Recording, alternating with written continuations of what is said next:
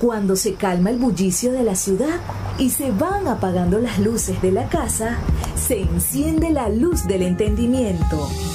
Desde este momento comienza Puerto de Libros, Librería Radiofónica, programa que contiene todos sus elementos tipo A. Puede ser escuchado por niños, niñas y adolescentes sin la supervisión de padres, madres o representantes. Comienza Puerto de Libros, Librería Radiofónica. Este programa llega a ustedes con el apoyo de Puerto de Libros, Librería de Autor. Consulta todas nuestras ofertas en nuestras redes sociales @Puerto de Libros. Sultana del Lago Editores, empresa zuliana de servicios editoriales. Conviértete en autor. Contáctalos en su página web sultanadelago.com. Bienvenidos a Puerto de Libros, Librería Radiofónica. Les habla Luis Peroso Cervantes, quien de lunes a viernes, de 9 a 10 de la noche, trae para ustedes este programa a través de la Red Nacional de Emisoras Radio Fe y Alegría. 23 emisoras conectadas para llegar a sus hogares con buenos libros, con oportunidades para la lectura y de vez en cuando con algunos invitados que nos hacen reflexionar profundamente sobre nuestra posición como ciudadanos.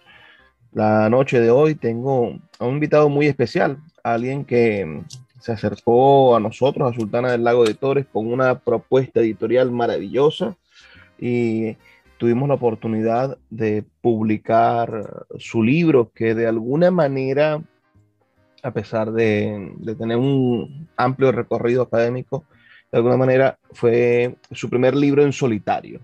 Me refiero al profesor Rodrigo Cabeza Morales, quien es un excelente economista de nuestro país y ha ocupado y es conocido por ocupar altos cargos en la administración de nuestro país en este siglo, en este nuevo milenio, pero cuyo recorrido vital y de apoyo y de estudio ha sido desde principios del siglo pasado, pero desde mediados del siglo pasado, porque Rodrigo Cabezas nace en Valera en el año 1956 y bueno, él pertenece a esa generación de jóvenes inquietos que durante los años 70 y 80 entregaron toda su juventud y toda su pasión, su energía para constituir una opción creíble, organizada, seria, formada de la izquierda venezolana, y esa izquierda que no era solamente la propuesta de ir a tomar el cielo por asalto, sino se habían constituido como una masa de profesionales y de hombres preparados para proponerle al país una vía segura para la transformación de su realidad. Profesor, por favor, quiero que le dé un saludo a nuestra audiencia aquí en Puerto de Libros, Librería Radiofónica, que lo escuchan en todo el país, desde Puerto Ayacucho hasta Paraguaypoa, 23 emisoras que conectan a toda Venezuela. Hola Luis, saludos. Oye, vale, estoy agradecido por esta oportunidad que me permites para que conversemos sobre el tema de las ideas, que es buenísimo poder hacer un stop y conversar contigo, que eres un poeta y un hombre de la intelectualidad zuliana, para reflexionar sobre temas que nos obligan como seres humanos en este contexto en el que vivimos, en relación con los hombres de nuestra propia especie y también con nuestra naturaleza. Profesor, usted nace en ese año 1956, me parece proclive a reafirmarlo. ¿En qué familia nace Rodrigo Cabeza? ¿Es una familia andina por naturaleza o concitaron sus padres en Valera por alguna casualidad del destino? ¿Qué hace que Rodrigo Cabezas nazca en esa familia del 56 y cómo era esa familia? Bueno, mira, nosotros somos 5 hermanos y y decimos que somos latinoamericanistas. ¿Y por qué somos latinoamericanistas? Porque, bueno, se produjo un hecho en el cual nos permitió nacer de una madre campesina que vivía en un pueblito de San Juan de Iznotú, a unos pocos kilómetros de Iznotú, la tierra de José Gregorio Hernández. Mi madre Aura Morales vivía allí con su familia, en esa tierra que se produce caña de azúcar y de trapiches. Y bueno, su familia había decidido ir a Valera para buscar mejores destinos. Y allí se encuentra con mi padre, que a los 18 años había salido del Ecuador como un joven migrante, venía buscando a la Venezuela petrolera y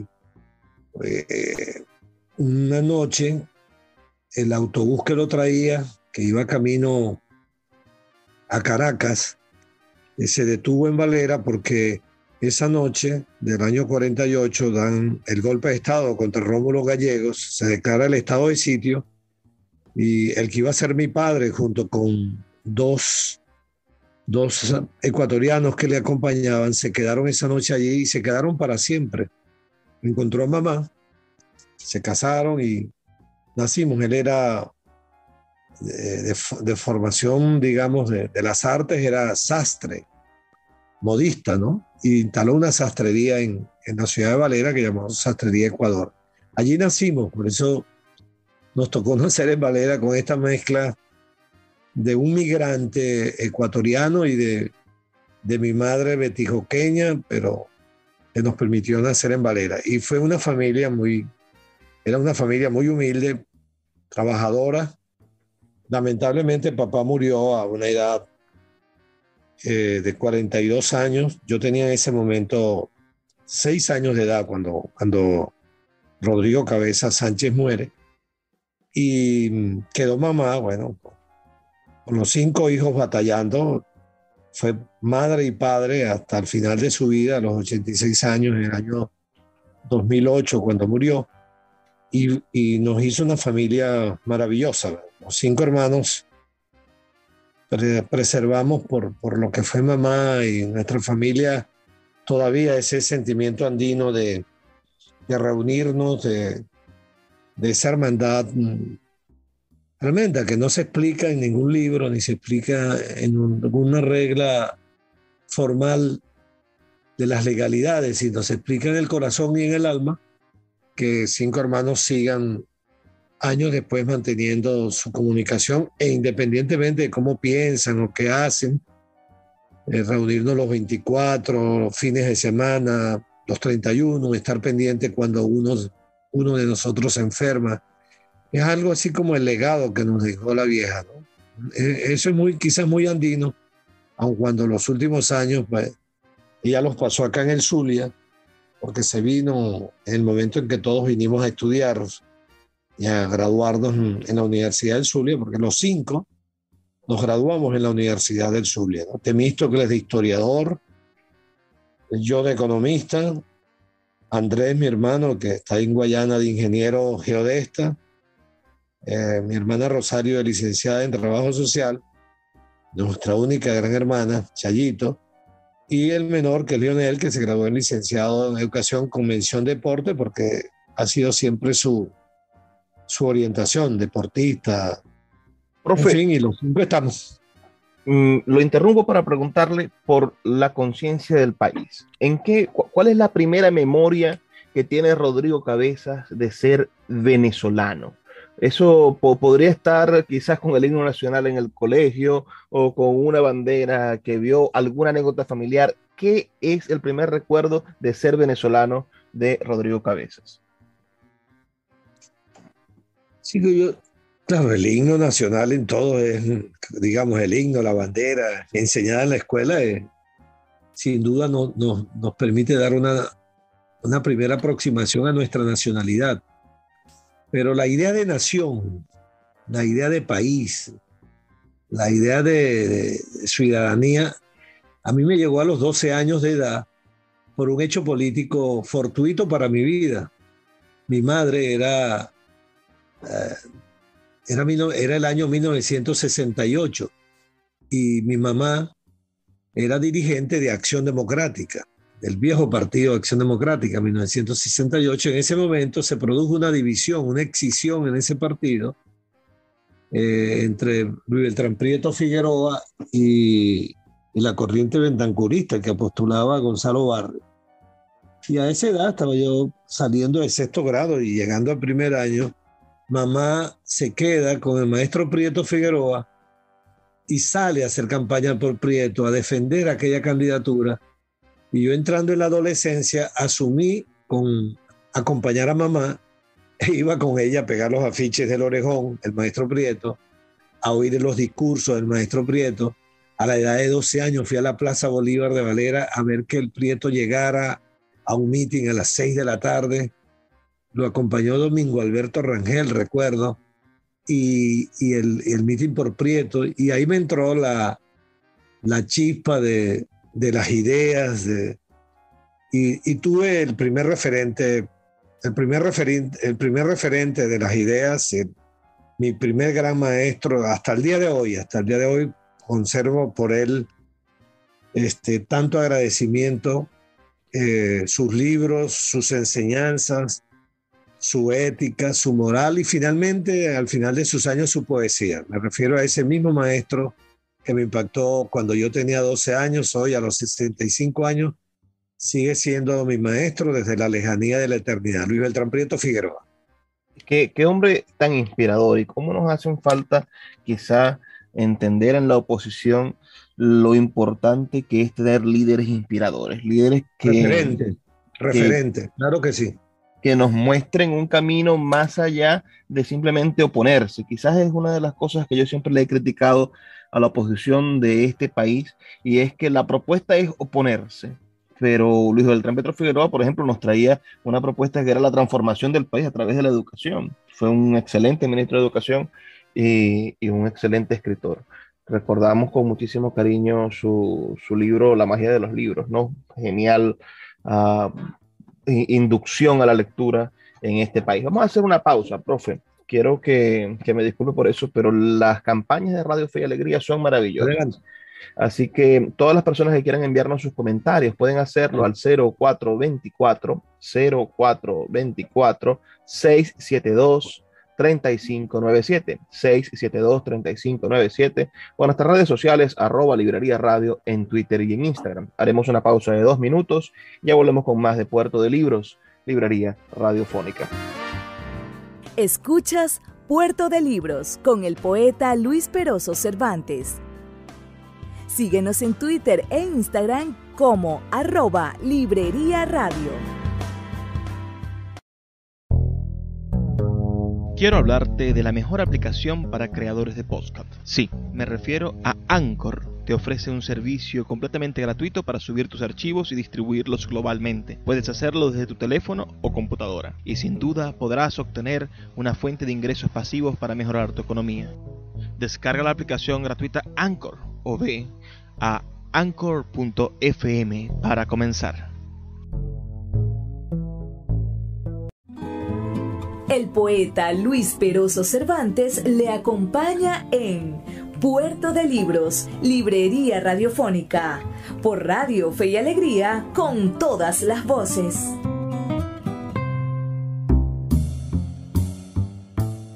Seguimos en Puerto de Libros, Librería Radiofónica, esta noche con el profesor Rodrigo Cabezas Morales, autor de una obra publicada por Sultana del Lago Editores, La izquierda rehén de su negación, publicada hace ya 2 años, pero me quiero meter ahora un poco en esa juventud de Rodrigo Cabezas. Rodrigo Cabezas se gradúa de economista en el año 1981. Eso me hace reconocer que estudió en esa escuela de economía, en esa facultad de ciencias económicas, políticas y sociales, como se llama ahorita, en los años 70, finales de los años 70. ¿Cómo era el clima de la Maracaibo de los años 70, en la que Rodrigo Cabezas estaba estudiando y ejercía esa profesión tan riesgosa que es la juventud. Sí, bueno, fíjate, me gradué de bachiller en el Liceo Rafael Rangel, uno de los grandes liceos de esa época, allá en Valera. No había alternativas de educación superior. Ya mi hermano Temístocles se había venido a la Universidad del Zulia, que era como una especie de imán para los jóvenes de ese tiempo. Eh, y yo me inscribí para estudiar en la Universidad del Zulia y entré a ella en el año 1976 a estudiar economía. Desde esa época me quedé en el Zulia, mucho más de la mitad de mi vida ya me quedé acá en este estado. Venía por delante, nunca me imaginé que tendría por delante 40, 50 años de una vida afanosa en el campo de la política. Pero al entrar allí me encontré con un Zulia efervesciente, combativo, una universidad de ideas, de combate de ideas, de rectores de la Universidad del Zulia que nos hacían o nos hicieron ver que la palabra rector era magnífica. Un rector como José Manuel Delgado Ocando, ya lo había sido cuando yo llegué, pero estaba como uno de los referentes. Fue rector el doctor Humberto Larroche, un gran jurista, humanista venezolano. Yo tuve la oportunidad de compartir con él, porque él era del Movimiento Electoral del Pueblo, del MEI, fue rector. Y yo estuve en el Consejo Universitario, quedé delegado estudiantil en una de esas elecciones al Consejo Universitario como consejero principal de los estudiantes y tuve allí la oportunidad de conocer universitarios de la calidad de Humberto Larroche, de la calidad de Chinco Ferrer, de Imelda Rincón de Maldonado, de Antonio Mateus, de Gastón Parra Luzardo, que terminó siendo en la Escuela de Economía, él había sido decano, fue vicerrector académico.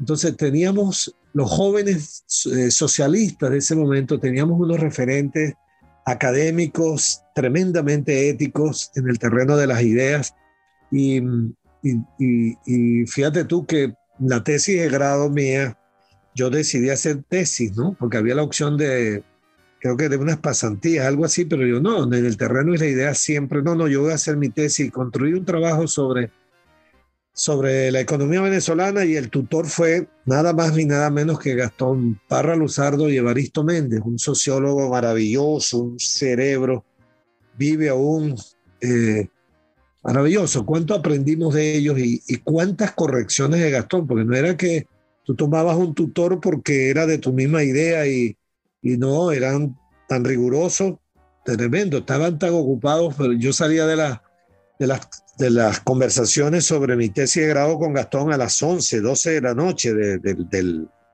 la universidad, del vicerrectorado académico donde me atendía, y cuántas correcciones, cuánto debate, cuántas ideas nuestras, ¿no? Para prepararnos con ello y sin dogmatismo, porque cuando hablo de Gastón Parra a mí me llamó mucho la atención que una materia petrolera que nos dio cuando estábamos en una parte de los capítulos de la historia petrolera de Venezuela, nos recomendó un libro que para los estudiantes izquierdistas de la época era sorprendente. Y lo doy como una anécdota de la pluralidad, de cómo las ideas son combatientes independientemente de quien las tenga y las haya formulado. Entonces él nos propuso que para ver la historia petrolera de Venezuela de los años iniciales, de los años 20, 30 y 40, teníamos que leernos el libro Economía, Petróleo y Estado, de Rómulo Betancourt. Y en ese momento nosotros teníamos la visión de Rómulo Betancourt, tú sabes, la política, el de derecha, el de Acción Democrática, etcétera, etcétera. Y conservo aún, desde donde te estoy hablando, en mi biblioteca, ese libro de Betancourt leído allá cuando tenía quizás 20 años, porque lo propuso un profesor de izquierda socialista como Gastón Parra Luzardo, pero que sin ese libro no era posible comprender lo que había ocurrido en los años 30, 40 y 50 con con el nacionalismo petrolero. En fin, fue una Maracaibo de mucho calor, obviamente, para un andino que llegaba, pero me aclimaté inmediatamente, pero mi ambiente fue la universidad y eran una batalla de ideas. Teníamos al frente una DCU, Democracia Cristiana Universitaria, muy combativa, a veces golpeaban, ¿no? Pero muy combativa, de ideas políticas, que era la que se debatía. También estaba la Liga Socialista de esa época, el MEUP, Liga Socialista MEUP, los troquistas, y era un debate de ideas, de manera que doy gracias a Dios de haber formado parte de un tiempo histórico en la Universidad del Zulia, donde para ser dirigente estudiantil se exigía ser de los mejores estudiantes, de los que íbamos a clase, de los que estudiábamos, de los que tratábamos de sacar 20 en cada materia. Y yo me esforcé para ser un buen estudiante de economía. No fue summa cum laude, quedé como con 18 puntos, pero exhibí, recuerdo, como 20 materias de las 40 que vi. Y además, bueno, tener ideas políticas. Fue muy bueno. Ese es un clima que formó mi personalidad y como hombre de ideas, como batallador político en el terreno de las ideologías políticas, ¿no? Casi inmediatamente de graduarse, en 1982 se convierte en profesor de esa facultad. ¿Alguna anécdota intermedia antes de ser profesor? ¿O cómo llega esa oportunidad de convertirse en parte de no solamente ya de los estudiantes, sino de los formadores de la Escuela de Ciencias Económicas, de la Facultad de Ciencias Económicas y Sociales de la Universidad del Zulia? Oye, qué buena pregunta, nadie me la había hecho, de verdad, créeme, porque esa es parte del anecdotario de mi vida. Cuando yo me gradué de economista, con buena calificación, en fin, la primera, inmediatamente tengo una oferta para trabajar en la empresa Pepsi-Cola, que en ese momento era fuerte, ¿no? Los Cisneros, creo, en fin, como economista. Porque buscaban así a los economistas recién graduados de buen perfil, de buen análisis, en fin. Pero inmediatamente, chicos, la Universidad del Zulia en ese momento abre un concurso para una cátedra de economía y política petrolera electiva, y uno de los requisitos era no tener más de 2 años de graduado para iniciar lo que la universidad en esa época hablaba de profesores en formación. Y al ver yo que eran 2 años, pues yo dije, bueno, tengo excelentes notas, tengo todo 4 años de preparador de una cátedra, la mitad de las materias eximidas, era así. Entonces, bueno, y varios profesores como Carlos Luis Villalobos, la profesora Iris Moreno de Villamil, recuerdo, Chubeto, Jesús Molero, Chubeto, me invitaron a aquel joven de 24 años, 25 años, a que concursara. Concursé y gané, chico, y quedé de profesor de la noche a la mañana, profesor en preparación, ¿no? Me dieron la electiva y me gradué en julio, recibí mi título y estoy a punto, dentro de unos días, cumplo unos cuantos años, porque mi primera clase en la Escuela de Economía nunca la olvidaré, un 4 de noviembre del año 81, de manera que el 4 de noviembre de este año voy a cumplir 40 años de la aventura más hermosa que he tenido en mi vida, que es el profesor. Pero cuando llegué a dar clase, entré a clase, eran 40 y tantos estudiantes, entonces la universidad siempre estaba full, 30 y tantos estudiantes en el curso. Había gente que había estudiado conmigo, porque yo estaba recién graduado, y me saludaban como tal y no creían que yo era el profesor. Tuve que golpear la mesita así, por favor, orden, y no me hacían caso hasta que tuve que levantar la voz, porque estaban sorprendidos que, pero digo que ese es el profesor, y había ido todavía con mi blue jean y mi camisita quizás gastada, porque no había cobrado todavía ni el primer sueldo. Maravilloso, chico, esa parte. No me fui a la Pepsi-Cola, me quedé en la Universidad del Zulia, y este noviembre cumplo, fíjate tú, me has hecho recordar que este 4 de noviembre cumplo 40 años de mi primera clase de economía en la universidad, en la gloriosa Universidad del Sur. Sus materias, profe, son Economía Venezolana 1 y Economía Contemporánea de China, quizás las que más ha dictado en esa facultad. ¿Son por predilección o por algún momento místico le ha tocado dictar esa materia, Economía Venezolana 1, proclive después para ser ministro de Economía del país? Bueno, porque ocurrió que yo estuve bajo básicamente la conducción de un profesor maravilloso, Carlos Luis Villalobos, un cerebro, un profesor vive, ojalá me escuche, todo mi respeto y consideración por Carlos. Entonces, bueno, yo iba a sus clases, profesor en preparación, me había dado también en el pregrado, y él daba economía venezolana. Estupendo. Entonces me hizo adentrarme. ¿Qué libro de economía venezolana no he leído yo? Todos, todos de verdad. Y conozco su historia. Y entonces nació el estar en la cátedra de Carlos Luis. Luego él, por supuesto, fue bajando su intensidad académica, se jubiló y la cátedra quedó en manos mías. Y las electivas, porque se daban electivas, y entonces a mí me gustaba el tema petrolero, me ha gustado siempre el tema petrolero, y daba la electiva, además de la cátedra normal que está en la escuela, que es Economía Venezolana, daba la electiva Economía Política Petrolera, para analizar el tema de la renta petrolera y de nuestra industria petrolera, su historia.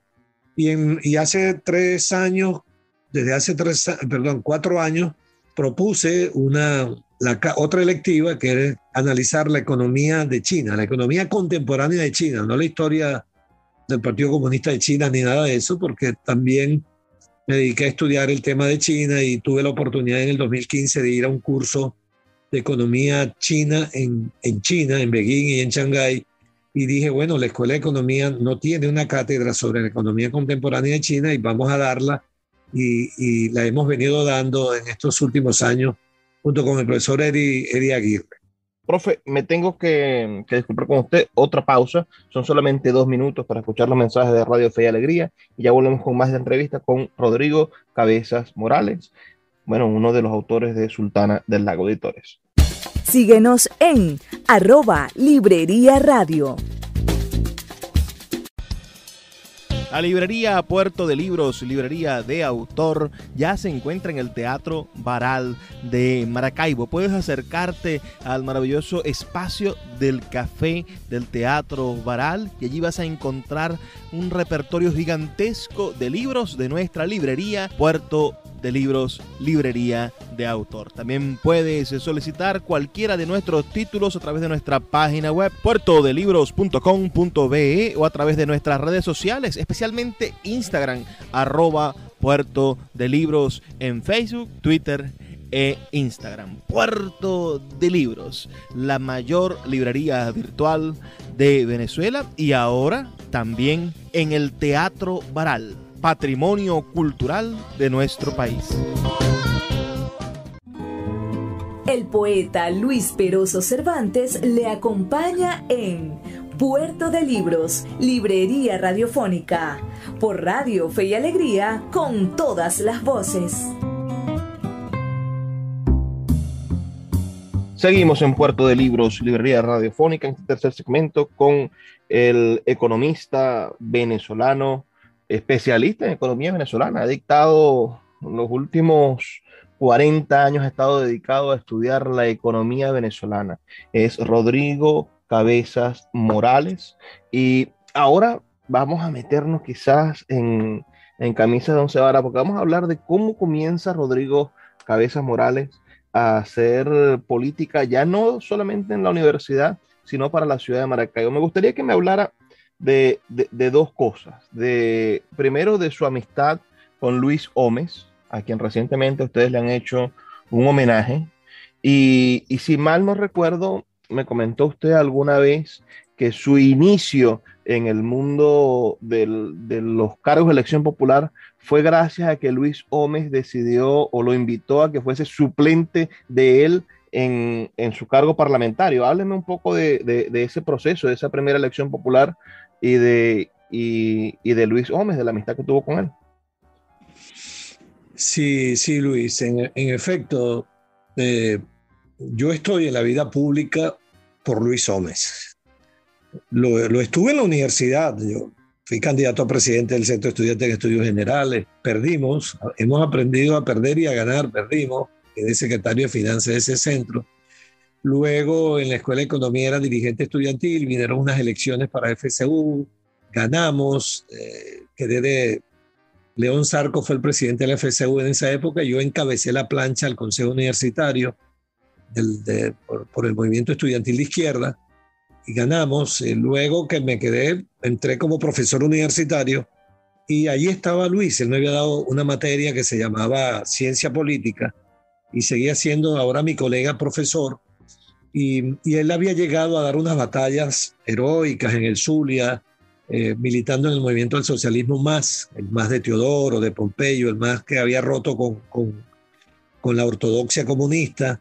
Y Luis era un tipo excepcional, maravilloso, de esos seres que nacen cada 100 años. Y él empezó en los pasillos a insistirme que lo acompañara en el proyecto de tomar la gobernación. Lo decía así: vamos a hacer historia, Rodrigo, vamos a ganar la gobernación del Zulia. Ayúdame, tal. Entonces yo estaba en ese momento, andaba sin militancia partidista, en la izquierda, obviamente, sin militancia política, no, siempre militando políticamente en la izquierda, pero entonces, por supuesto, como todos zulianos, fuimos atraídos por la lucha de Luis Gómez y lo adentré con él. Y un buen día, era tanta su insistencia, porque me pedía que lo acompañara, yo creo que él le había puesto así como cuando uno pone el ojo en alguien, digo yo hoy retrospectivamente, porque una buena noche yo le dije: bueno, mira, yo te voy a acompañar. Claro que sí, voy a acompañarte en la campaña de tú quieras ponerme. Digo: no, yo te voy a poner en la dirección regional del MAS. Y le digo: no, pero sí, te estoy anunciando hoy que voy a acompañarte como con un día de militancia, voy a estar en la dirección regional. Yo lo voy a proponer. Quizá un según medio autoritario, pero me llevó a la dirección regional, lo propuso y la dirección regional del MAS lo aceptó. Eso que llaman coactación. Yo tomé la decisión de no votar en esa dirección, esa primera dirección, me daba pena, pero llegué para ayudar a la candidatura de Luis. Y vino la elección de 1988.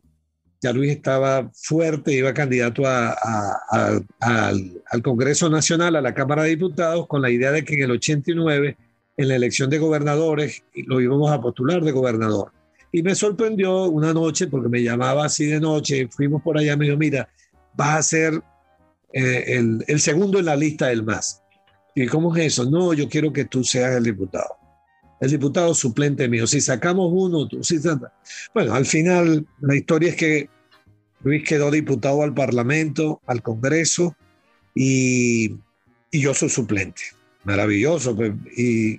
Y fíjate tú que él se juramentó, no recuerdo bien la fecha de juramentación de la Cámara de Diputados, se instaló la Cámara de Diputados en 89, al llegar el jueves ese del Congreso me llamó y me dice: el martes te tienes que incorporar, me estoy desincorporando. Y yo dije: ¿cómo? Y salí a comprar creo que fue en Dorsay, Luis, un paltó y una camisa, porque no tenía paltó, para irme a juramentar al Parlamento. Y me dijo: te vamos a poner en la Comisión de Finanzas. Y bueno, comenzó aquella cosa maravillosa de ser parlamentario junto a Luis Gómez, junto a Teodoro, a Pompeyo, Freddy Muñoz, Bayardo Sardi, Moisés Moleiro. Y fue otro nuevo aprendizaje. ¿Cuánto aprendí de ellos? Mucho, mucho, mucho. Siempre actué sobre la base que no me las sé todas, sin arrogancia, sin prepotencia.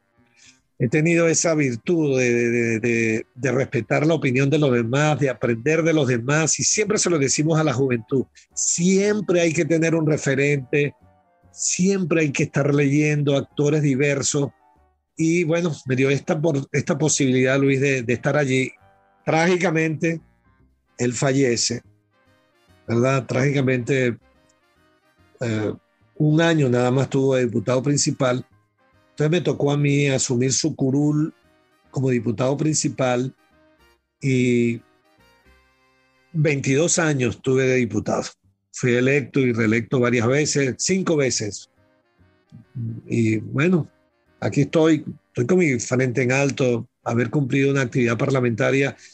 Recuerdo que su legado era, vamos a defender al Zulia. Cuando se firmaba, él nos hizo firmar a los candidatos a diputados. Bueno, él firmó y todo. Fuimos a la Plaza Bolívar y firmamos un documento donde el primer punto del compromiso, ¿sabes tú cuál era? Que puso Luis, no mudarnos del Zulia, porque en esa época todos los diputados que se elegían de AD y de COPEI se iban a Caracas y se mudaban y se quedaban en Caracas, ¿no? Entonces, o pasaban cosas tan absurdas como que Capriles Radonji, que nunca ha vivido en el Zulia, era senador por el Zulia, ¿no? Ah, sí, Rafael Poleo llegó a ser diputado de AD y por el Zulia, y Timoteo Zambrano recientemente fue diputado por el Zulia, lo postuló creo que al Nuevo Tiempo, en fin. Pero él era zuliano rajado y puso eso y lo firmamos con tanto cariño. Y yo en el ejercicio parlamentario jamás pensar quedarme en Caracas o comprar un apartamento. Una vez había una posibilidad. Yo no. Yo el Zulia, íbamos y veníamos. Nunca nos mudamos y salimos a la defensa del Zulia, la ley de asignaciones económicas especiales, la ley del FIDE, batallas con gente que habían sido estafadas, los modines, reparación de escuelas, cuántas luchas, recursos para mi Universidad del Zulia, para construir el Instituto de Investigaciones Económicas, para construir la biblioteca de la Facultad de Humanidades, para construir la Casa del Profesor Universitario, que lamentablemente está un poco deteriorada, para construir el centro cardiovascular, ese que está allí frente al Maxul.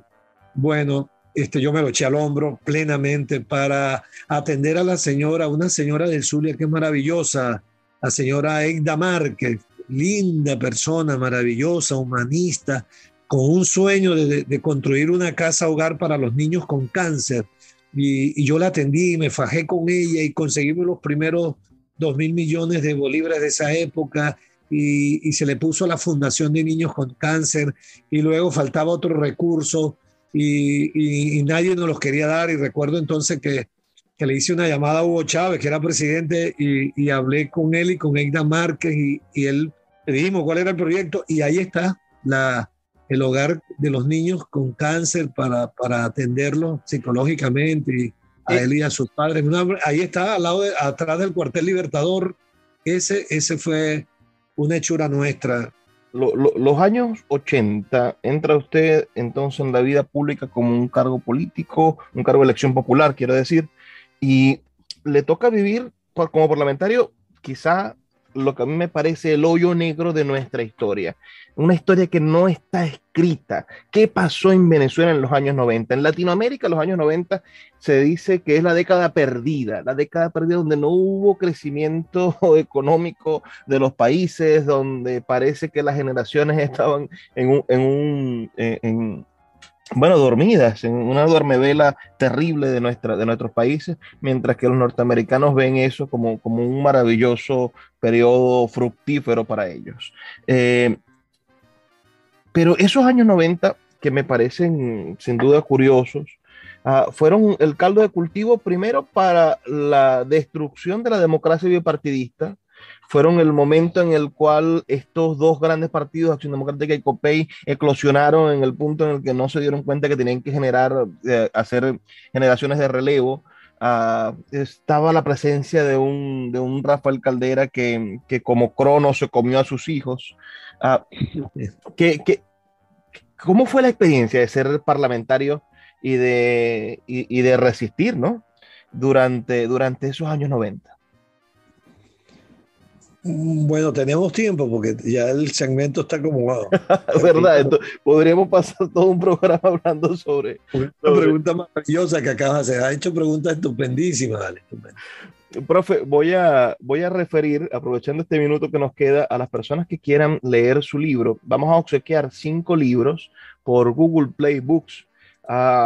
Las personas que tengan un teléfono Android o que tengan una cuenta en Google y puedan leer en su computadora, envíenos un mensajito de texto, 5 personas a las que les voy a regalar un enlace de redención. ¿Qué es eso? Bueno, les envío un enlace en el cual ustedes van a poder obtener gratuitamente un libro de Rodrigo Cabezas, de este publicado por Sultana del Lago Editores, La izquierda, rehén de su negación, y poder leerlo gratuitamente. Esto lo hacemos con muchísimo cariño. Envíenos un mensaje al 0424-672-3597, 0424-672-3597, o a nuestras redes sociales, @librería radio en Twitter y en Instagram, para ver si a estas 5 personas les regalamos, les obsequiamos este libro de Rodrigo Cabezas, editado por Sultana del Lago Editores. Escuchemos los mensajes que tienen para nosotros nuestros amigos de Radio Fe y Alegría, y ya volvemos con más de Puerto de Libros, Librería Radiofónica. Puerto de Libros, Librería Radiofónica, tu canal diario para encontrar nuevos libros. Con el poeta Luis Peroso Cervantes. Síguenos en @Librería Radio. El poeta Luis Peroso Cervantes le acompaña en Puerto de Libros, Librería Radiofónica, por Radio Fe y Alegría, con todas las voces. Seguimos en Puerto de Libros, Librería Radiofónica, ya en nuestro último segmento, y en el segmento anterior le dejaba yo una pregunta al profesor Rodrigo Cabezas. Los años 90, ese hoyo negro de la historia, donde todavía, bueno, no sabemos muy bien lo que pasó, y la historia que se ha contado, siento que es una historia, o la que está escrita ahorita en nuestros textos escolares, es una historia que no está completamente matizada, está idealizada. El 4 de febrero me parece que es un capítulo de nuestra historia contemporánea que está idealizado o está demonizado, no se analiza completamente. Sí. Y no vemos muy bien lo que pasó en un Congreso atacando al presidente, con la destitución del único presidente que ha sido destituido, Carlos Andrés Pérez, y después, bueno, un Rafael Caldera, líder histórico de un partido, crea un partido que llamó Convergencia, donde después de haber perseguido a la izquierda, haber penetrado en la Universidad Central de Venezuela, Rafael Caldera, y persiguiendo a la izquierda, se convierte en un presidente aupado por la izquierda. Hábleme un poco de esa experiencia, de ese hoyo negro de la historia política venezolana que fueron los años 90. Bueno, es una invitación hasta para escribir un libro, estaba oyéndote, ¿no?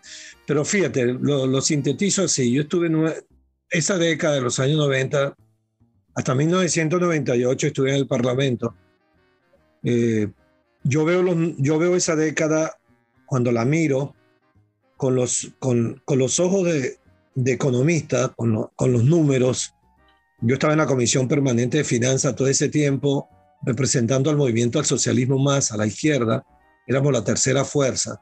Y vi los números tumultuosos, como la inflación que era en los años 40, 50, 60 y 70 y hasta mediados de los 80, inflación del 1 y 2% en el año, comenzó a ser inflación de 10 y 20% en la década.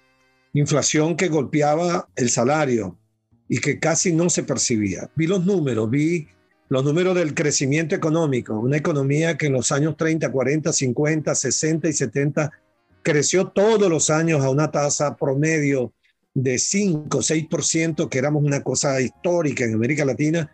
De pronto en los años 90 vimos años en que se decrecía 2 años, se crecía 1, se volvió a decrecer 3 años, el PIB negativo, que no era otra cosa que reducción de producción de alimentos, de vestidos, de calzado y de mayores tasas de desempleo.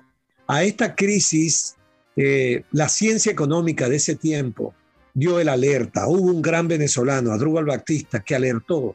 Dijo a mediados de la década de los años 90, el capitalismo rentístico se agotó. Y se agotó porque es insuficiente el ingreso petrolero. Ya no es suficiente para mantener la acumulación, el paso de crecer 4 o 5% con ese ingreso no era suficiente. La clase política no le paró, no escuchó a la ciencia económica, a la academia, y la crisis fue agravándose. Y por supuesto tuvo detonantes en lo político. El Caracazo, el golpe de Estado de Chávez y de los insurgentes del 4 de febrero, que iban agotando al modelo bipartidista, pero lo fue agotando porque ya no respondía a las necesidades básicas de la sociedad, porque la inflación no era 1, sino terminó siendo de 20, porque no había crecimiento económico como hubo y había poco que distribuir. Llegamos a tener tasa de desempleo en los años 70 de 3% y cuando termina el 90 la tasa de desempleo ya estaba en 15, 16%, agudizando la conflictividad social y poniéndole fin desde la economía al bipartidismo. Es decir, ese tiempo para mí fue el quebranto del modelo económico sin que la clase política se diera cuenta. Y cuando lo percibieron, algunos intelectuales o formados creyeron que la solución era aplicar un modelo neoliberal a rajatablas, que fue el programa económico de Carlos Andrés Pérez en el segundo mandato.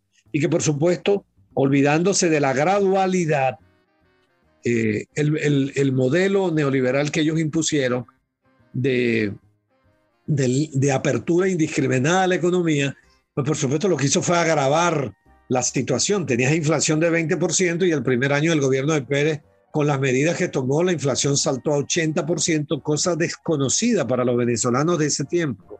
Entonces hubo toda una conflictividad social a partir del quebranto y de la implosión de una economía que tenía 40 años creciendo, pero que se había detenido, y se había detenido por este concepto científico del análisis de Asdrúbal Baptista y de otros economistas, pero de él básicamente. Él es nuestro premio Nobel de Economía al descubrir que el modelo económico estaba quebrantado y que iba a una grave crisis, que fue la que se ha producido en ese tiempo y en este tiempo.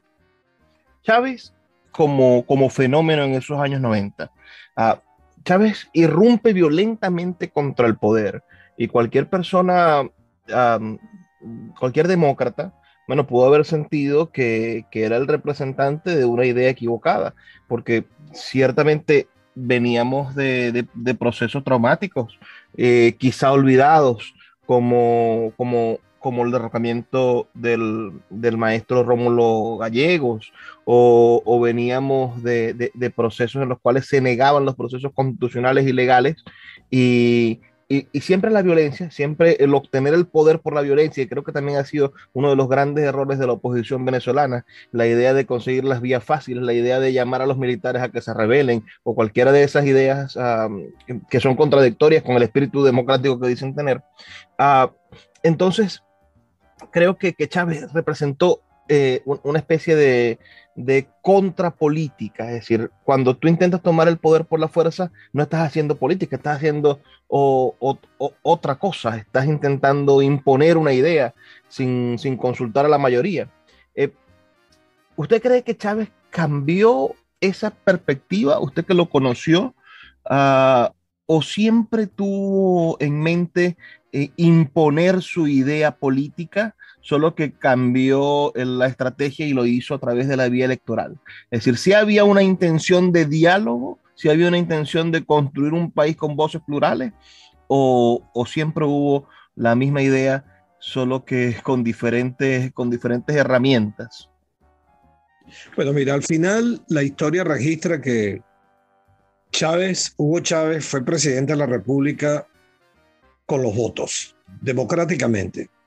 Él abandonó la vía que había tomado el 4F, que la glorifican tanto, bueno, los que estuvieron en eso. Pero él ganó en el 98 con votos. Y luego la victoria más importante posteriormente, que fue la del 2006, ganó con casi el 60% de los votos, ganó con el apoyo de un país. Yo digo, como dije, le oí en estos días a Gerardo Blay en una reunión, digo, nos inventamos que éramos mayoría, la mayoría estaba con Chávez, la mayoría opositora nació en el 2015, esa victoria parlamentaria y el deterioro económico de Venezuela bajo el gobierno de Maduro. Ahora, esto no quiere decir que el talante autoritario del presidente Chávez se abandonó, pero gobernó democráticamente. No hubo orden de mandar a perseguir y torturar a nadie. Sistemáticamente me refiero. No hubo un asalto, golpes al Parlamento como ha ocurrido en los últimos tiempos con el Parlamento que nació en el 2015.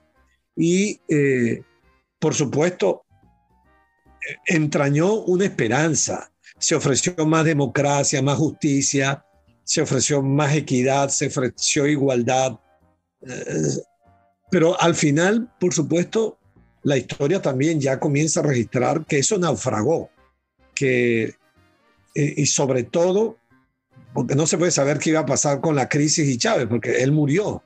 Pero sobre todo los que quedaron al frente del poder terminaron en una deriva autocrática terrible que nos trajo a esta tragedia y a la violación del principio democrático de permitirle al pueblo que decida. Es un episodios que aún quedarán por analizarse con mayor rigurosidad en los tiempos que vendrán.